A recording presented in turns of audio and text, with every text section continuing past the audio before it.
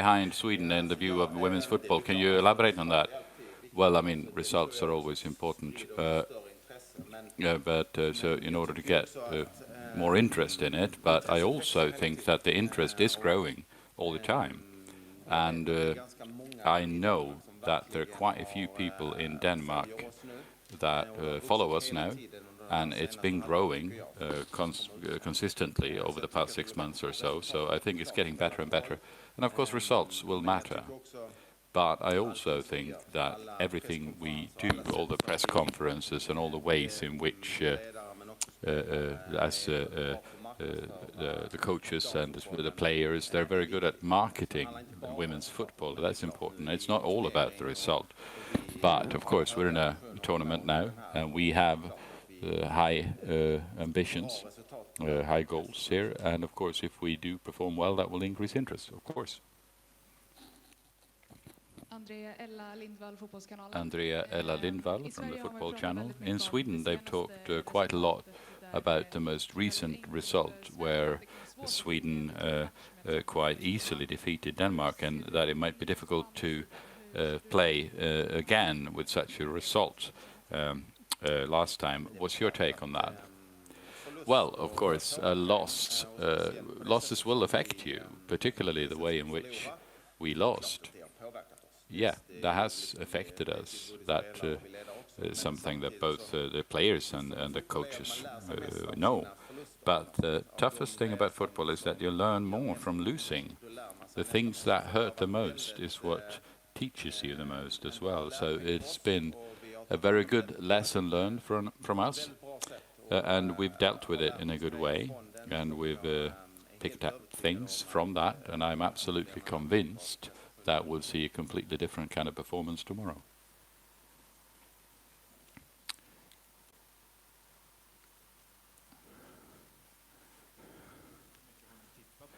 How much have you watched the match to analyze it? You just want to let it go?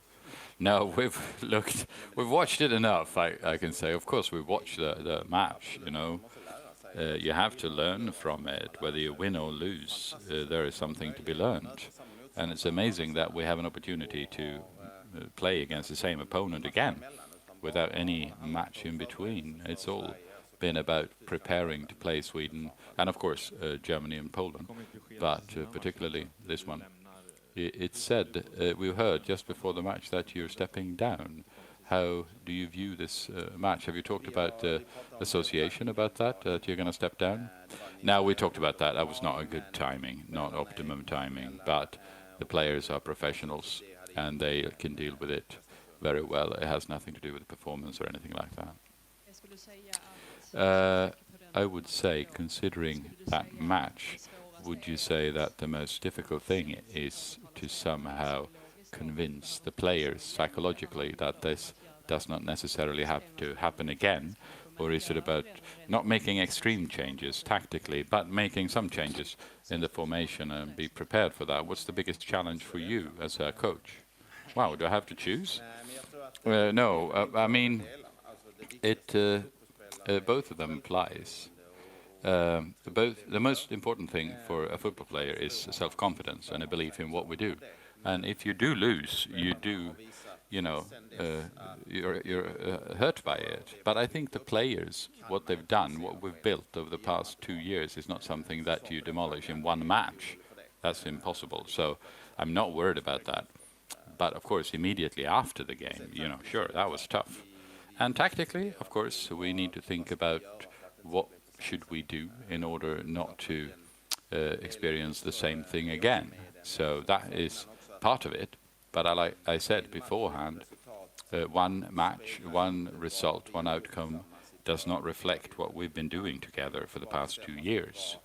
We just need to make our minds up about what do we need to tweak in order to perform better. Stine, there's been a lot of questions for André now about the match. What would you say? What has it done to the players, and what would you say that you learned from the most recent match against Sweden? And we've learned that Sweden is a really good team, and if we do not live up to our very best, then we will be punished. So we must make sure that this does not happen tomorrow. I think we have been preparing well. Are there any players on the Swedish team that you need to take specific care of? Yeah, well, of course, there are some of the offensive, some of the strikers who are really, really good, but Sweden as a team is really, really good.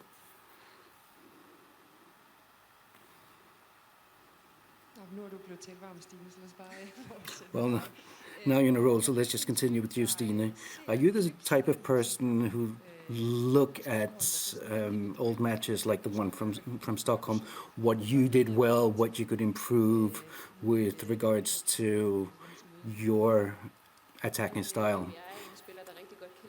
Well, I do like to look at the old matches and discuss tactics, and of course, this match where everything went to the advantage of Sweden, and thus I don't think that we should focus too much on that match. We know what we stand for, and that's what we need to show now. Now, Pernille said after the match, enough talking about this. We have to look inside. We need to do something on the pitch. So what do you think about what she said, and what have you been doing in preparation for this match? I find that we've done quite a lot the last weeks when we've been together, and the coaches as well have done great work. So we know what it is we need to change in order for this not to happen again.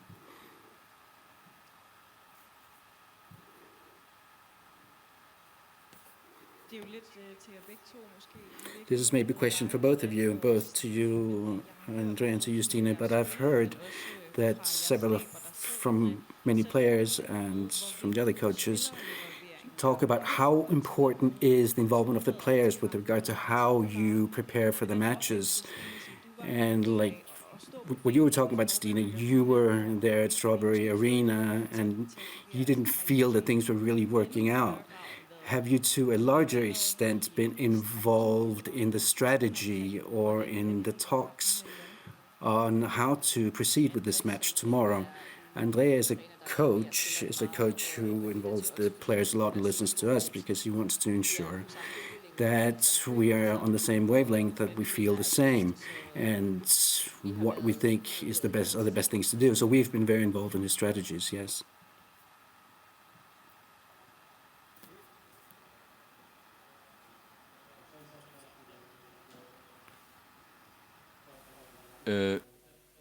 We talked earlier about how the football is lagging behind in certain regulations. The Swedish coach said that the additional time is not sufficiently long, that should be more exact, that you stop the clock at any interruption. What's your take on that?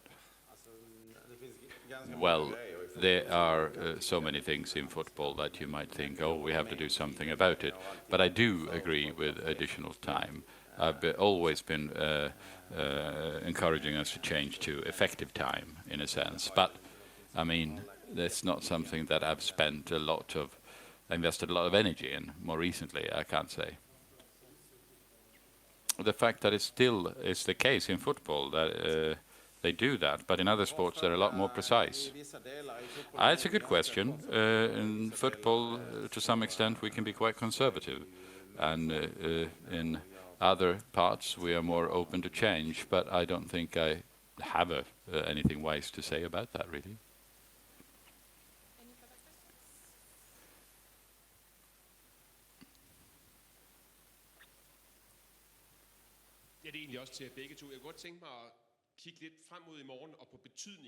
This is for both of us. I would like to look at the match tomorrow and the significance of it. That is an opening match in a tournament.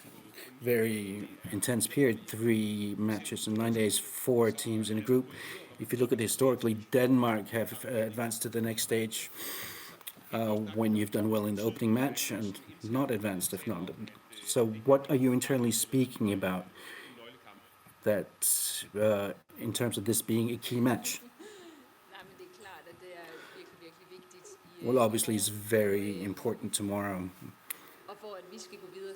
And in order for us to go on to the next round, it means that England and Germany should not go on to the next round. So of course it's going to be a key match, and a good result could be a draw, and then see what happens in the last 2 matches.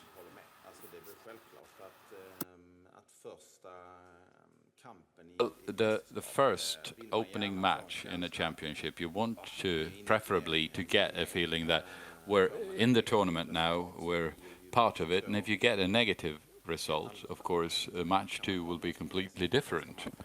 But if you can bring something with you from the first match, that will give us better opportunities to advance from the group.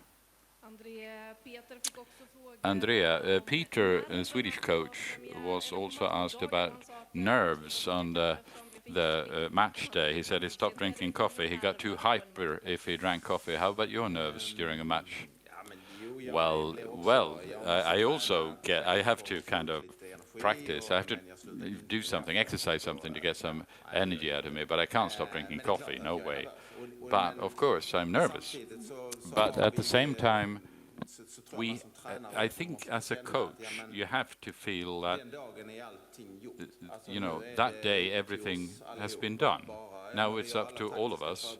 We have all the tactical preparations, the players are prepared, and we have to learn to, as coaches, to sit back and let go. That sounded great. I'm not good at that, I have to say. But it's an important thing to be able to do, because you can't do much more than once the match starts.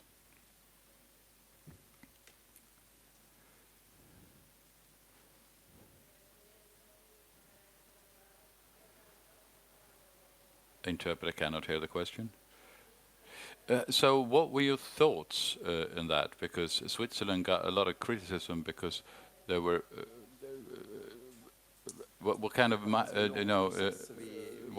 do you want to get out of a match before a championship like this? Now that was a long process.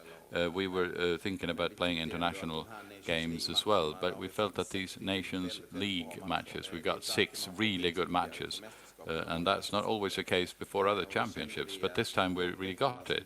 And we felt that the weeks that we had before the tournament begins, we need to work together instead, just to focus on the Euros.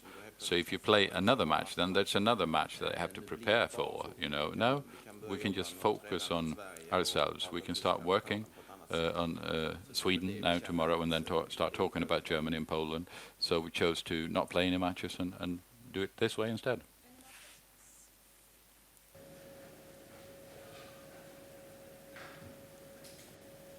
Thank you. A question in English.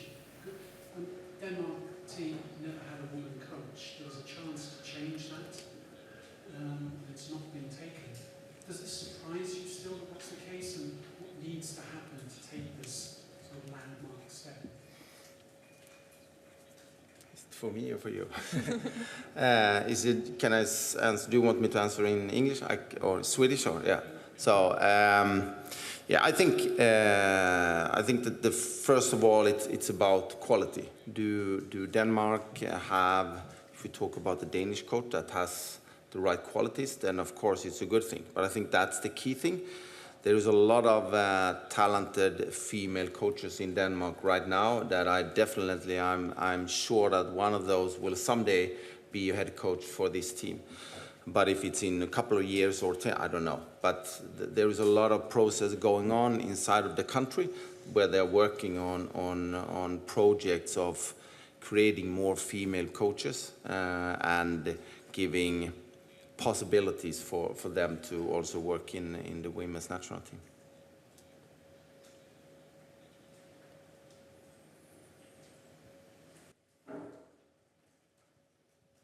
André, bare lige et spørgsmål til dig. Nu har du mødt Sverige 2 gange i de 2 år, du har været. Question for you: you've played against Sweden twice in your tenure as coach. Denmark, now this is going to be your last meeting with Sweden.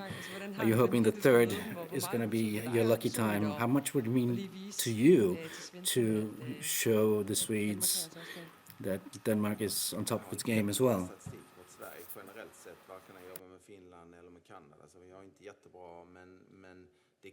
I mean, we play Finland and Canada and whatnot, but of course, these matches do matter. They're special, I have to admit. But out of the matches we have played, this is the most important one, and this is the one that we need to win. Any last questions? Thank you, guys. See you tomorrow. Thank you. Thank you.